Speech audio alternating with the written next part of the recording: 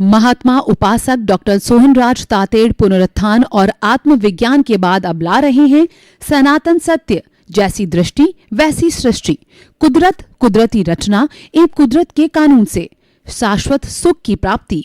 Log in करें www.drsohanrajtated.com, YouTube channel doctor Sohanraj Tated, play store से download करें mobile app doctor Sohanraj Tated.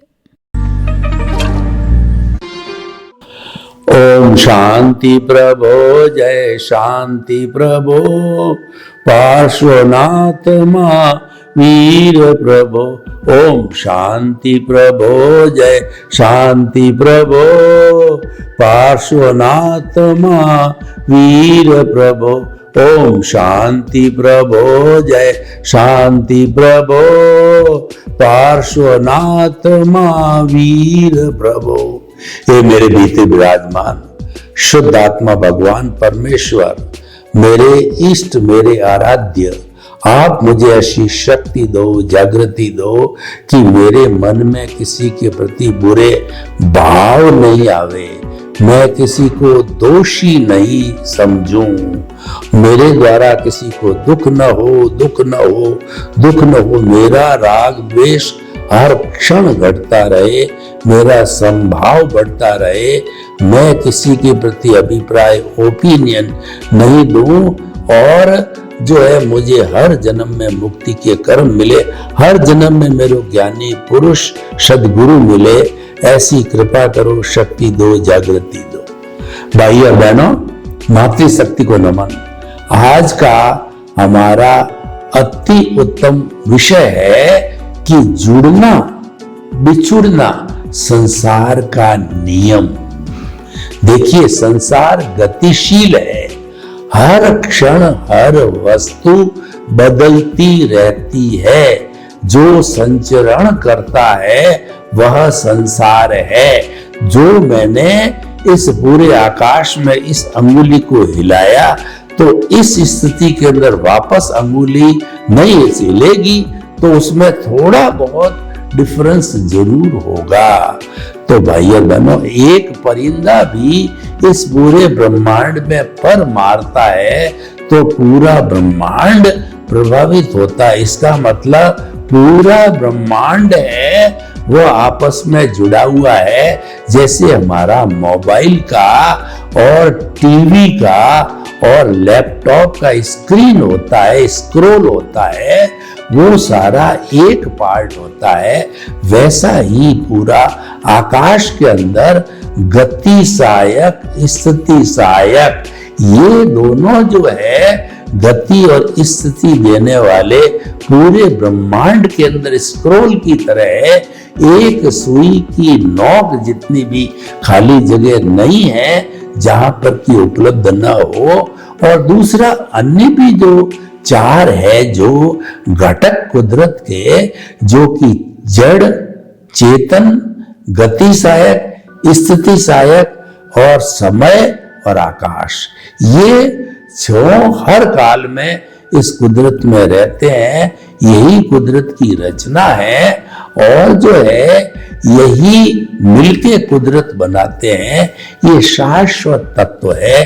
पांच इसमें से पौद्गलिक है और चेतन, जैसे मैं चेतन तत्व, आत्म तत्व है, वह चेतन तत्व है। बाकी सब पौद्गलिक है, जड़ है, और बिना सुख दुख की अनुभूति, भावना, संवेदना वाले हैं। मात्र एक जो चेतन है वो सुख दुख की अनुभूति करता है, वो फीलिंग करता है और ग्रोथ करता है, प्रजनन होता है, जो कि जड़ में नहीं होता। तो भाई और बहनों, ये जो हम बात कह रहे हैं कि संसार का नियम है जुड़ना और बिछुड़ना, यानी कि हर संजोग के साथ में वियोग जुड़ा हुआ है। जन्म के बाद मृत्यु अवश्य आएगी, सुख के बाद दुख अवश्य आएगा, रात के बाद में दिन अवश्य आएगा, और जो है वो उसके जो जितने भी हमारे ये घटक है ये सब बदलते रहते हैं। तो भाइयों और बहनों, ये संसार का नियम है, और ये नियम अटल नियम है, और बदलने का जो नियम है वो मात्र जड़ पर लागू होता है, चेतन पर लागू नहीं होता है। क्योंकि जो जड़ होता है वो गलन मिलन धर्मा होता है, उसमें फ्यूजन होता है, कॉम्बिनेशन होता है, वह जुड़ता है और बिछुड़ता है। इसी कारण से संसार गतिशील होता है। ये जुड़ना बिछुड़ना जड़ की प्रकृति है, परंतु चेतन की यह प्रकृति नहीं है। चेतन तो ज्ञान दर्शन वाला है, इसीलिए चेतन जो है वो हमेशा भूत भविष्य वर्तमान में एक समान रहता है, वह स्थायी होता है। क्योंकि जड़ बदलता है तो हमको लगता है कि चेतन भी बदल गया, लेकिन वास्तव में चेतन बदलता नहीं है। जैसे कि हमारा इस जन्म का आयुष्य समाप्त होते ही अज्ञानता के कारण हम दूसरे शरीर को धारण कर लेते हैं, तो हमको लगता है कि चेतन बदल गया। वास्तव में चेतन नहीं बदला है, जड़ बदलता है, चेतन कभी नहीं बदलता है। और जड़ जो है बदलता है, और जड़ कभी भी चेतन नहीं हो सकता, चेतन कभी जड़ नहीं हो सकता। दोनों आपस में मिल सकते हैं, क्योंकि जो चेतन होता है वो टंकोत्कीर्ण होता है। टंकोत्कीर्ण किसे कहते हैं कि जैसे देखिए कि दूध के अंदर 8-10 बूंदें जो है हमने घी की डाल दी, अब उस घी और दूध को मथते हैं, लेकिन बूंदें तो ऊपर तैरती रहती है। जबकि दूध में चीनी डाली जाए तो वह घुल करके मीठा हो जाता है, घुलनशील होते हैं। दूध के अंदर नमक डाला जाए तो वो घुलनशील है, घुल जाता है और दूध खारा हो जाता है। लेकिन जो बूंद तैरने वाली है वो तैरती रहती। कहने का अर्थ ये हुआ कि हमारा जो चेतन तत्व है कभी भी जड़ के साथ मिल सकता है, लेकिन जड़वत नहीं हो सकता, क्योंकि जड़ के गुण अलग है, चेतन के गुण अलग है। तो भाइयों बहनों, ये आज हमने विषय क्यों लिया है, ये हमारी जो बुद्धि को स्थिर करने के लिए लिया है कि एक तरफ तो जुड़ना और बिछुड़ना है, यानी कि वह जो है किराए का मकान है, और एक तरफ स्थायी हमारी आत्मा है, वो घर का मकान है। तो मैं आपको प्रश्न करना चाहता हूं कि आप किराए के मकान में रहना पसंद करते हो या घर के मकान में। किराए का मकान हर 11 महीने बाद बदलना होता है, तो हमारा फर्नीचर टूटता है और भी सामान टूटता है, नया एनवायरनमेंट मिलता है, तो हम जल्दी एडजस्ट नहीं होते हैं और हमारी मजबूरी है।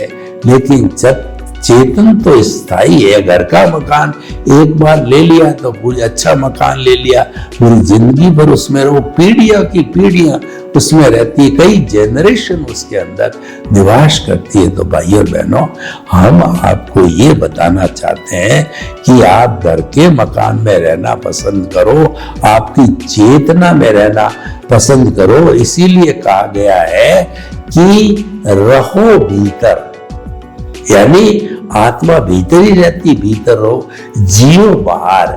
जियो बाहर का अर्थ ये हुआ, ये हमारा मन वचन काया है, ये जो है कुदरती रचना है, ये तो उदय और प्रारब्ध के अधीन है, और इसको जो है कंट्रोल करने वाली कुदरत है, या व्यवस्थित शक्ति इंडिविजुअल लेवल पे साइंटिफिक सर्कमस्टेंशियल एविडेंस इस कुदरत का एक विभाग है, जो कि व्यक्तिगत स्तर पर द्रव्य क्षेत्र काल भाव के अधीन है, हर आदमी के कर्मों का भुगतान करवाता है, संजोग जुटाता है। तो भाइयों बहनों, देखिए कि ये जो जुड़ना और बिछुड़ना है, ये किस तरह से होता है। ये सारा जो अगर हम चेतना से जुड़ी हुई बात करें तो ये कर्मों के उदय और प्रारब्ध के अनुसार होता है, और कर्म जो है हर क्षण नया उदय और प्रारब्ध होता है। और ये जो है उदय और प्रारब्ध है वो प्रकृति, स्थिति, प्रदेश, अनुभाग, ये कोई भी कर्म बनता है तो ये चारों विभागों के अंदर बटकर के बनता है। और जब कभी भी इसका उदय आता है तब भी प्रकृति, स्थिति, प्रदेश, अनुभाग के अनुसार इसका उदय आता है, भोगा जाता है। तो भाई और बहनों, ये बहुत सुंदर विषय है कि जो जुड़ता है और टूटता है उसके प्रति हमारा इतना आकर्षण और मोह क्यों, जबकि चेतना स्थायी है उसके प्रति आकर्षण क्यों नहीं। प्राय इस जीवन के अंदर हम देखते हैं कि व्यक्ति इंद्रिय सुख में खोया रहता है, यानी मेरा घर, मेरा परिवार, मेरा धन, मेरे दौलत, मेरे बाल बच्चे, मेरी पद प्रतिष्ठा और जो है मेरा जो है वो रिश्ते नाते इत्यादि उसके अंदर ही खोया रहता है। प्राय 99% लोग इसी के अंदर ही खोए रहते हैं और ये सारा जड़ का संसार होता है।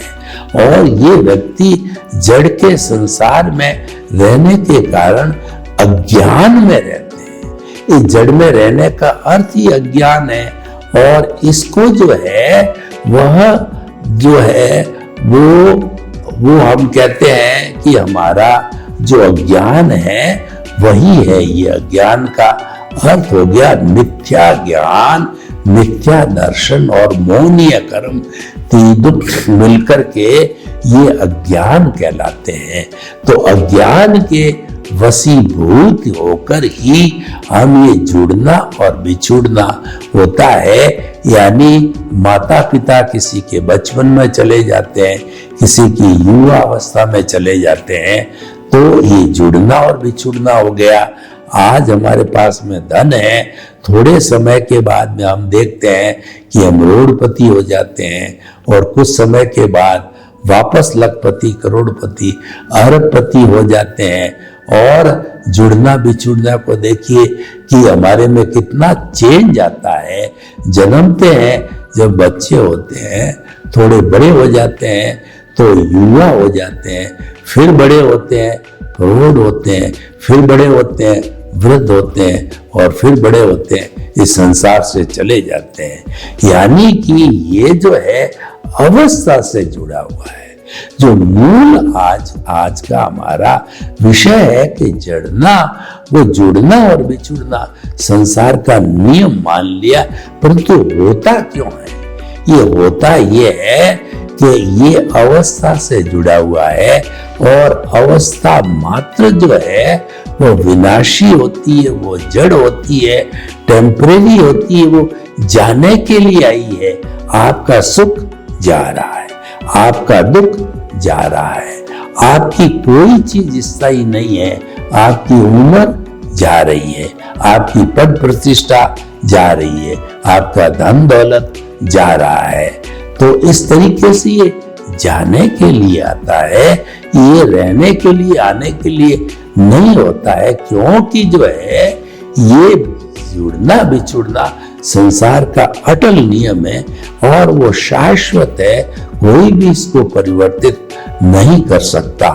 तो इसीलिए जब ऐसी स्थिति है तो हमें क्या करना चाहिए? हमें हर जन्म के अंदर अपने भीतर विराजमान शुद्ध आत्मा भगवान, जिस पर यह कानून जुड़ना बिछुड़ना लागू नहीं होता है, उसको जो है आप सबसे पहले जो है इस जन्म में शाश्वत सुख की नींव लगाओ।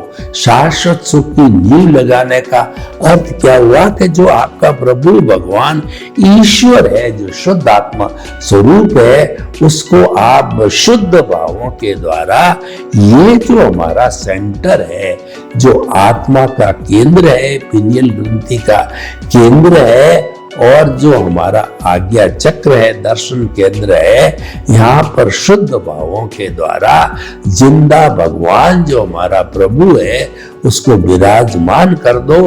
तो ये जो मंदिर के, शरीर रूपी मंदिर के जिंदे भगवान है, जैसे किसी जो है वो कहना चाहिए इस संसारी मंदिर के अंदर, जड़ के मंदिर के अंदर वो जो है वो मूर्ति का भगवान होता है।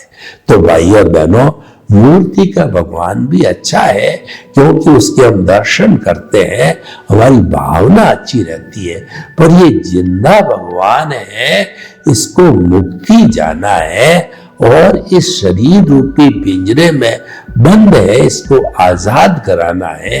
इसीलिए केंद्र में स्थापित किया। तो केंद्र में स्थापित करने के कारण इस केंद्र से जो परिधि बनी है वह अज्ञान है, वह हमारा जड़ पदार्थ है। धन दौलत और पद प्रतिष्ठा, रिश्ते नाते और हमारा जितना भी जो है ये जड़ का संसार है वह परिधि है, वह अज्ञान है। तो इस परिधि को तोड़ना है, अज्ञान को तोड़ना है। अज्ञान का नाश ही सच्चा नाश है, अज्ञान का त्याग ही सच्चा त्याग है। तो उसको त्यागने के लिए हमारी परिधि को समाप्त करना है, परिधि को जो वाइप आउट करना है। तो वाइप आउट करने के लिए डिटर्जेंट पाउडर लगाना है।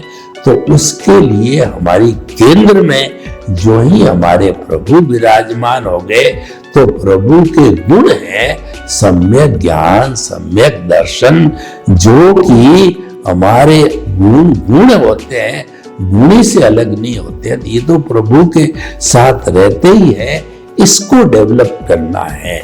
जो जो ये डेवलप होते जाएंगे त्यों प्रभु का विकास होगा। और एक बार जब 100% डेवलप यानी 360 डिग्री का अनुभव, यानी केवल दर्शन, केवल ज्ञान और हमारा ये जो भीतर प्रभु विराजमान है, ये सिद्ध बुद्ध और मुक्त बन जाता है।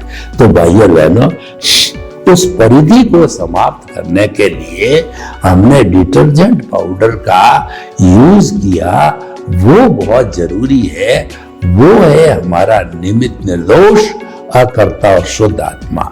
हमको अपनी सीट चेंज करने के लिए किसी भी ज्ञानी पुरुष को या सदगुरु को तलाशना पड़ेगा, और वह उसी व्यक्ति को मिलता है जिसका पुण्योदय है। नॉर्मल व्यक्ति तो भटकने के लिए आया है, और आया राम गया राम, वो तो भटकता आ रहा है और भटकता रहेगा।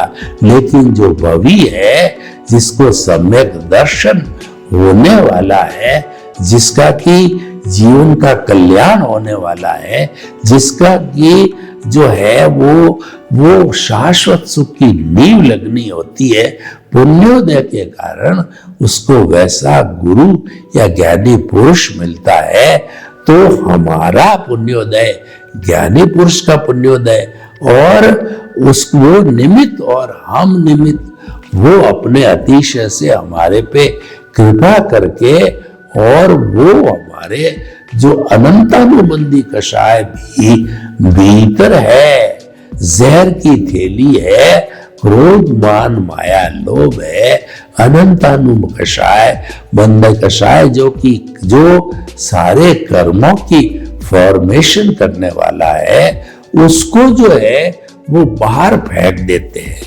वो ज्ञानी पुरुष कहिए, सदगुरु कहिए, इतने उनका अतिशय इतना पावरफुल होता है कि कालबेलिए की तरह वो हमारे इस जहर की थैली को बाहर फेंकते। कालबेलिया क्या करता है कि वह पूंगी बजाता है, और पूंगी बजाने के साथ साथ बड़े बड़े नाग होते हैं, वो नाचने लगते हैं।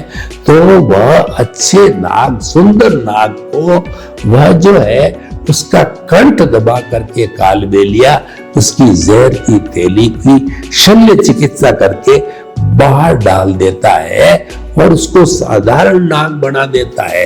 अब फुफकार करके नाग को अपने हाथ को डसाता है तो हाथ के कुछ बिगड़ता नहीं है, क्योंकि भीतर जहर नहीं है।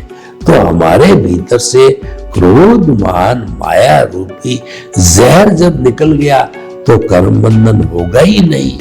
तो ऐसी स्थिति हमारा गुरु हमको ज्ञान देके करता है, वो हमारी सीट को बदलता है, हमको अंतर आत्मा बना देता है, बहिर आत्मा से अंतर आत्मा बनाता है।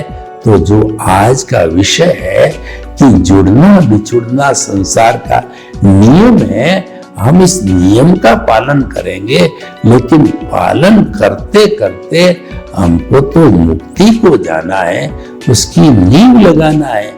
हम इस शाश्वत नियम से सहमत हैं, लेकिन वह नियम चेतना पर लागू नहीं होता है, क्योंकि चेतना अलग है और ये तो नियम जड़ पे लागू होता है। तो भाइयों बहनों, जब हम अंतरात्मा बन गए तो अंतरात्मा बनने पर हमको हमारा लक्ष्य बता दिया जाता है कि आप तो शुद्ध स्वरूप आत्मा मूलभूत भीतर विराजमान है और वह तो अभी मोक्ष जा सकती है, प्रोवाइडेड जो आपका जितना अज्ञान है वो सब समाप्त हो जाना चाहिए। अज्ञान यानी जड़ का एक कण भी चेतन के साथ में नहीं रहना चाहिए। लक्ष्य बन जाता है कि अज्ञान का नाश करना और शाश्वत सुख को प्राप्त होना, ये अंतरात्मा का लक्ष्य बन जाता है। परमात्मा बनना, परमात्मा कभी भी शरीर में नहीं रहता है, वो तो अजर अमर अविनाशी है, वो तो जो है सिद्ध शिला में जाके विराजमान होकर के ईश्वर बन के शाश्वत सुख को प्राप्त हो जाता है। तो भाइयों बहनों, हम अब जो अंतरात्मा बन गए, अब हमको रियल पुरुषार्थ करना है। जो कहना चाहिए बदलना है, करना है, तो ऑटो मोड है, इसको चलने दो। जो उदय प्रारब्ध है, जन्म जन्मांतर का जो चिट्ठा है बर्फ की शिला, इसको पिघलने दो, यानी डिस्चार्ज जो इकट्ठा हुआ हो, लेट इट गो, इसको बिछुड़ने दो। इसकी तरफ आपको कोई ध्यान भी नहीं देना है, क्योंकि आपकी वह कहना चाहिए कि शक्ति से परे है, आप उसमें कुछ कर नहीं सकते, तो उसको आपको छोड़ना ही रहेगा। आप अपने समय को, एनर्जी को, बुद्धि को चेतन तत्व के साथ मिलने में लगा दीजिए, यानी कि आप जो है वह जो आपके केंद्र में चेतन है उसके साथ जुड़ करके, और ये जो मन वचन काया तथा उससे जुड़ी हुई हर अवस्था मात्र कुदरती रचना मानते रहो, देखते रहो, जानते रहो, उसके अंदर विश्वास करते रहो, श्रद्धा करते रहो, उसको सम्यक तप कहते हैं। तो सम्यक तप की स्थिति में जाते ही हमारा अज्ञान की सफाई, अज्ञान के झाड़ू लगने लग जाता है, क्योंकि भीतर हमारे चार मित्र है, निमित्त, निर्दोष, अकर्ता और शुद्ध आत्मा। जब हम निमित्त बन गए तो अकर्ता बन गए, हमारा नो ऑनरशिप नो डूअरशिप जन्म जन्मांतर के लिए हो गई। और जो व्यक्ति निमित्त होता है दुनिया का आदमी, वह भी निर्दोष होता है, क्योंकि वो जहां भी जाता है उसको तो कुदरत भेजती है। अपने आप जाने की उसकी न तो स्वतंत्र सत्ता है, न वो जा सकता है, उसको पता ही नहीं मुझे कहां जाना है। तो वह जो है वह निर्दोष हो जाता है। इसीलिए सारी सृष्टि निर्दोष है और कोई व्यक्ति हमें कर्मों का भुगतान कराने के लिए आया है, आप उसके प्रति कृतज्ञता ज्ञापित करो। वो तो पोस्टमैन है, वो तो निर्दोष है, कर्मों का भुगतान कराने आया है, कर्मों की डिलीवरी कराने आया है, तो उसके प्रति कृतज्ञता करो। भाई तुम आए हो, मुझे एनओसी देने के लिए आए हो, मेरे पर मैं आपका बहुत कृतज्ञ हूं, मुझे आप मुक्ति भेजने के लिए आए हो। ऐसे सभी क्या एनओसी मिलेगी तो ये जीव मुक्ति को जा सकता है। तो देखिए कितना हमारा सुंदर काम हो गया कि ये जो संसार का नियम जुड़ना बिछुड़ना अच्छा है, तो हमें उसके अंदर दखल अंदाजी दक्को दखल नहीं करना है। निमित्त निर्दोष अकर्ता शुद्ध आत्मा 84 लाख जीवा योनि अब शुद्ध आत्मा है, उनके भीतर शुद्ध आत्मा को देखो और उनके भीतर विराजमान शुद्ध आत्मा भगवान को निर्दोष दृष्टि से दर्शन कर उसको नमन कहता हूं। व्यवहार दृष्टि में नहीं कहना है, व्यवहार दृष्टि में लोग इस बात को समझ नहीं पाएंगे, लेकिन आपको तो अपने मन से करना है, अपने भावों से करना है, क्योंकि क्रिया से मोक्ष नहीं है, मोक्ष भावों से है।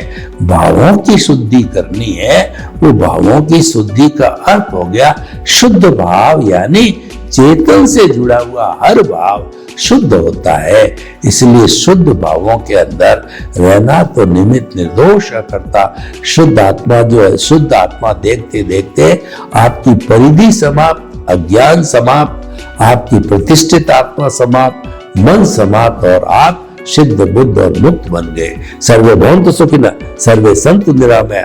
लोक के सब जीवों को सुख मिले, शांति मिले, आनंद मिले, प्रेम मिले, मुक्ति मिले और शाश्वत सुख मिले। आपके प्रति मंगल भावना। ओम शांति। महात्मा उपासक डॉक्टर सोहनराज तातेड़ पुनरुत्थान और आत्मविज्ञान के बाद अब ला रहे हैं सनातन सत्य, जैसी दृष्टि वैसी सृष्टि, कुदरत, कुदरती रचना एवं कुदरत के कानून से शाश्वत सुख की प्राप्ति। लॉग इन करें www.drsohanrajtated.com। YouTube channel doctor Sohanraj Tated, play store से डाउनलोड करें mobile app doctor Sohanraj Tated.